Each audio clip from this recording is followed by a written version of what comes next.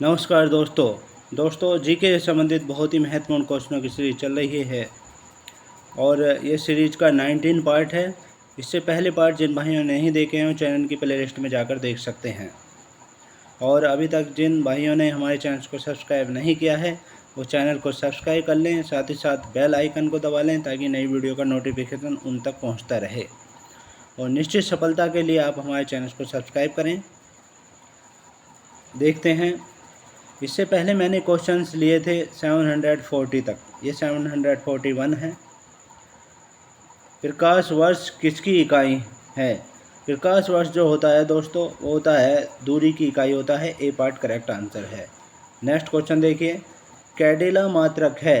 कैडिला जो मात्रक होता है वो होता है ज्योति तीव्रता का होता है। डी पार्ट करेक्ट आंसर है।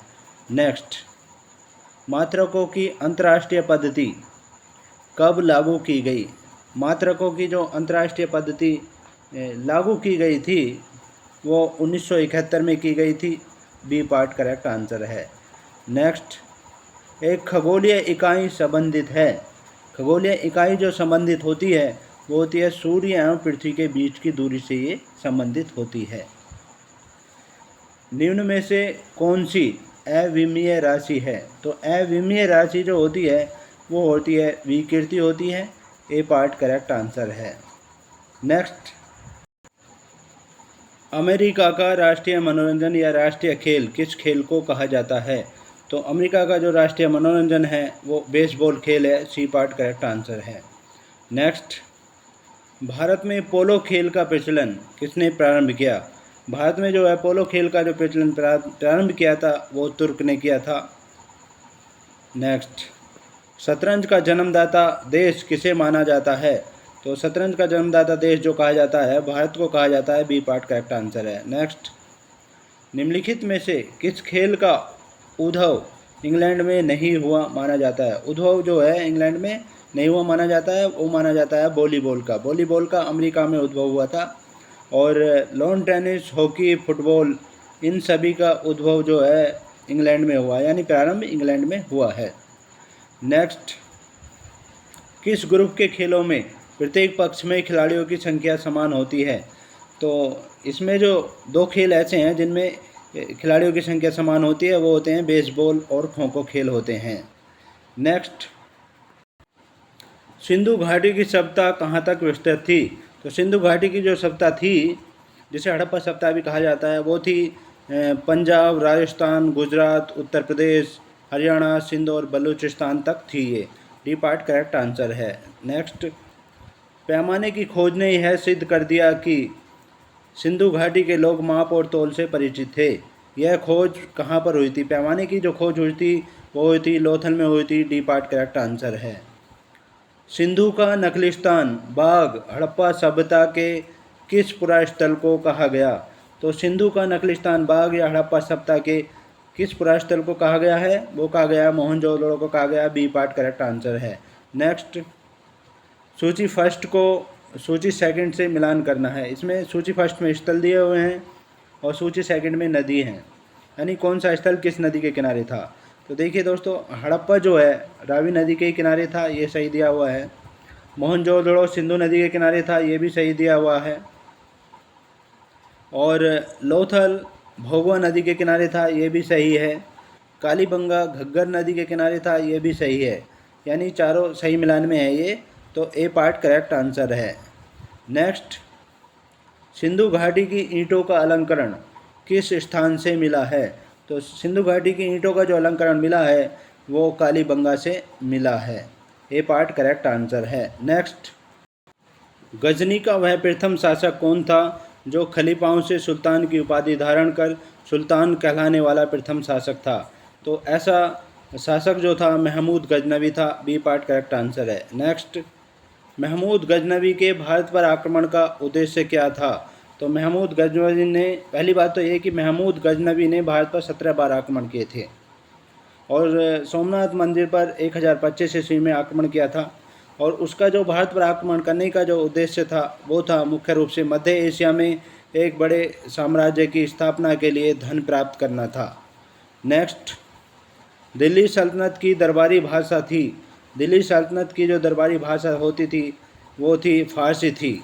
डी पार्ट करेक्ट आंसर है। नेक्स्ट, कुव्वत उल इस्लाम मस्जिद का निर्माण किसके द्वारा किया गया था? कुव्वत उल इस्लाम मस्जिद का जो निर्माण किया गया था वो कुतुबुद्दीन ऐबक के द्वारा किया गया था।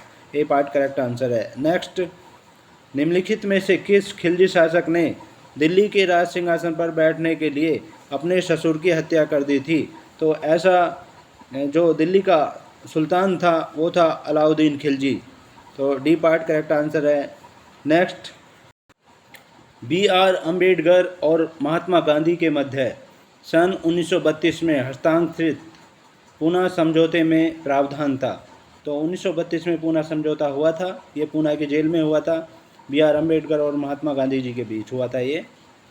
इसमें जो प्रावधान हुआ था वो हुआ था, डी पार्ट करेक्ट आंसर है, हरिजनों के लिए आरक्षण सहित संयुक्त निर्वाचन क्षेत्र का हुआ था। डी पार्ट करेक्ट आंसर है। नेक्स्ट, निम्नलिखित में से किस अधिनियम द्वारा भारत के गवर्नर जनरल को अध्यादेश जारी करने की शक्ति प्रदान की गई? तो किस अधिनियम द्वारा भारत के गवर्नर जनरल को अध्यादेश जारी करने की शक्ति प्रदान की गई थी? वो की गई थी, बी पार्ट करेक्ट आंसर है, भारतीय परिषद अधिनियम 1861 के तहत।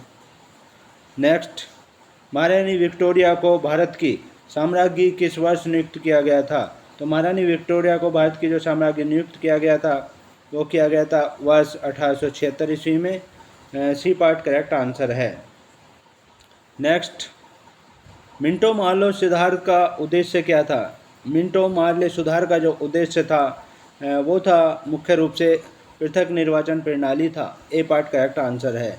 नेक्स्ट, कैबिनेट मिशन योजना के विषय में कौन सा सही नहीं है? तो कैबिनेट मिशन योजना के विषय में कौन सा सही नहीं है देखते हैं। प्रांतीय समीकरण हुआ था, इसके कारण भारतीय सदस्यों वाला अंतरिम मंत्रिमंडल का भी गठन हुआ था और ये पाकिस्तान की स्वीकृति नहीं हुई थी। तो इसका आंसर करेक्ट आंसर है, सी पार्ट है, पाकिस्तान की स्वीकृति। और संविधान सभा का निर्माण का अधिकार भी मिला था। तो ये बाकी सही हैं और सी पार्ट पाकिस्तान की स्वीकृति कैबिनेट मिशन योजना में नहीं था। नेक्स्ट, मिश्रित अर्थव्यवस्था का क्या अभिप्राय है? तो मिश्रित अर्थव्यवस्था का जो अभिप्राय है वो है दोस्तों, सरकारी एवं निजी क्षेत्र का सह अस्तित्व है। नेक्स्ट, आर्थिक विकास के दृष्टिकोण से भारत की गिनती होती है। आर्थिक विकास के दृष्टिकोण से जो भारत की गिनती होती है वो होती है विकासशील राष्ट्र के रूप में होती है।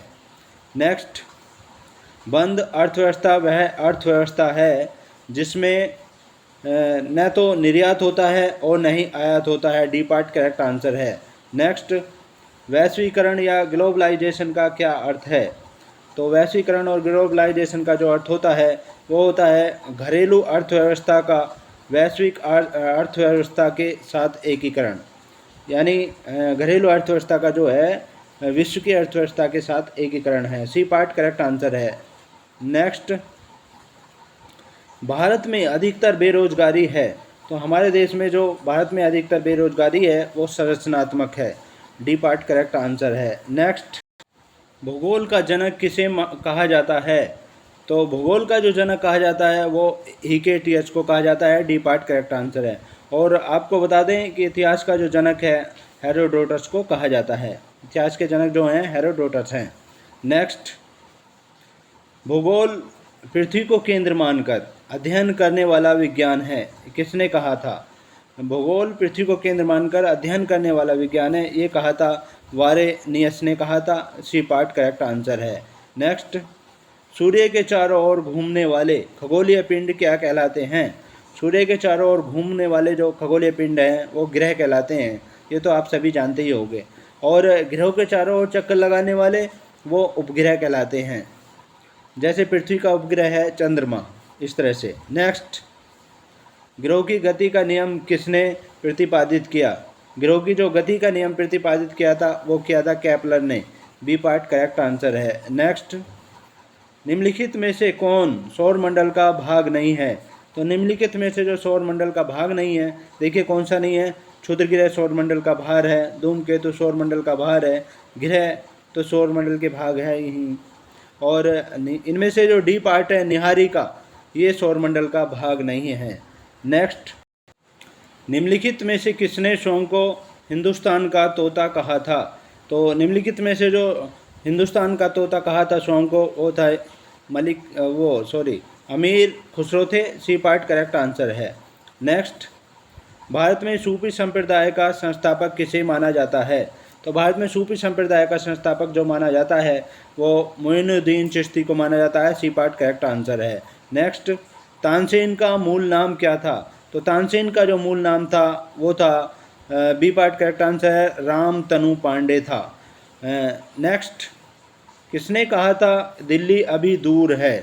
तो दिल्ली अभी दूर है जो कहा था वो कहा था निजामुद्दीन औलिया ने कहा था। बी पार्ट करेक्ट आंसर है। नेक्स्ट, वेदों की ओर शरण लो, इस आदर्श वाक्य को किसने प्रतिपादित किया था? वेदों की ओर शरण लो, इस आदर्श वाक्य को जो प्रतिपादित किया था वो क्या था? स्वामी दयानंद सरस्वती ने किया था। ए पार्ट करेक्ट आंसर है। तो ये थे बहुत ही महत्वपूर्ण क्वेश्चंस। नेक्स्ट पार्ट में आपसे फिर मुलाकात होगी, तब तक के लिए जय हिंद जय भारत। Thanks so much.